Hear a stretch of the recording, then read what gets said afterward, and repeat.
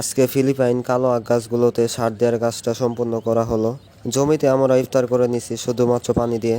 কাজ করতে করতে সন্ধ্যা হয়ে গেছে, তবুও আমরা জমিতে অবস্থান করতেছি। সার দেওয়ার পরবর্তীতে জমিতে পানি সেচ দিয়ে দিলাম।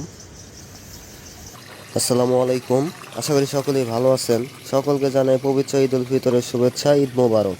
এই ভিডিওটি মূলত আমার আপলোড দেওয়ার কথা ছিল রমজানের মাঝামাঝি সময়ে, কিন্তু একটু ব্যস্ততার কারণে আমি আপলোড দিতে পারিনি। এই জন্য আমি খুবই দুঃখিত। আজকের ভিডিওটি আপনারা অবশ্যই যারা ফিলিপাইনি কালো আখ চাষ করেন অবশ্যই সম্পূর্ণ দেখবেন, কারণ এখন ফিলিপাইনি কালো আখের চারার যেই বয়স হয়েছে এই সময় কি সার দিতে হয়, এটা যদি আপনারা ঠিক মতো দিতে না পারেন সেক্ষেত্রে আপনাদের ফিলিপাইনি কালো আখের ফলনটা তেমন আশানুরূপ পাবেন না। যারা আমার গত বছরের ফলন দেখছেন তারা অবশ্যই জানেন যে আমার বাগানে গত বছর কেমন ফলন হয়েছিল। আলহামদুলিল্লাহ অনেক ভালো হয়েছিল। আজকে শুরুর দিকে আমরা জমিতে পানি দিয়ে দিলাম, পানি সেচ দিয়ে দিলাম, পরবর্তীতে সার ছিটাবো।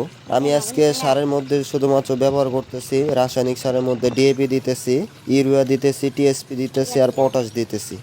এই কয়েকটা একসাথে মিশ্রণ করে জমির অনুপাতে কি পরিমাণে সার লাগবে সে অনুযায়ী আপনারা দিয়ে দিবেন পরিমাণ মতো। ঠিক আছে, এখন আমার আখের চারার বয়স চলতেছে 1 মাস 20-22 দিনের মতো বয়স চলতেছে। এই সময় আমরা এই সারগুলো আর কি দিয়ে দিতেছি যেন আখের ঠিক মতো কুশি দিতে পারে এবং কুশিগুলো সুন্দরভাবে বৃদ্ধি পাইতে পারে। এখন চারার যে পর্যায়টা, এই পর্যায়টা খুবই গুরুত্বপূর্ণ যারা ফিলিপাইনি কালো আখ চাষ করেন অথবা অন্যান্য আখ চাষ করেন, কারণ এই সময়টাতে আপনি যদি আখের ভালো গ্রোথ না নিয়ে আসতে পারেন সেক্ষেত্রে আপনি হয়তো বা তেমন আশানুরূপ ফলন পাবেন না। আজকে আমাদের অনেকটা পরিশ্রম হয়ে যাইতেছে, কারণ আমরা রোজা নিয়েই জমিতে আসছি সার ছিটানোর জন্য।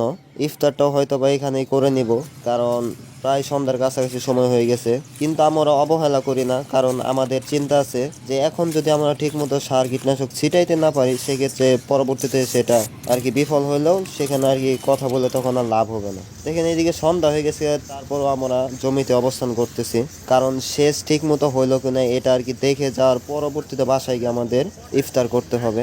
আপনারা অবশ্যই আপনাদের ফসলে ঠিকমতো যত্ন করবেন, তাহলে ইনশাল্লাহ ভালো ফলন পাবেন। ভালো ফলন পেলে ইনশাল্লাহ বলা যায় যে আপনারা লাভবান হইতে পারবেন।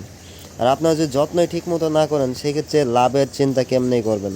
যাই হোক, আমার কাছে যারা চারা কাটিং নিছেন তারা অবশ্যই আমার ভিডিওগুলো নিয়মিত যারা দেখেন অনেকেই ভালো রেসপন্স দিচ্ছেন আমাকে যে ভাই ভালো হয়েছে। তাদের জন্য দোয়া করি আরও ভালো করেন, ঠিক মতো যত্ন নেন। পরবর্তীতে কি অনুখাদ্য দিব এই সম্পর্কে খুবই দ্রুত একটি ভিডিও আপলোড করব ইনশাল্লাহ। আজকের মতো ভিডিও পর্যন্তই। সকলে ভালো থাকবেন, সুস্থ থাকবেন। আসসালামু আলাইকুম।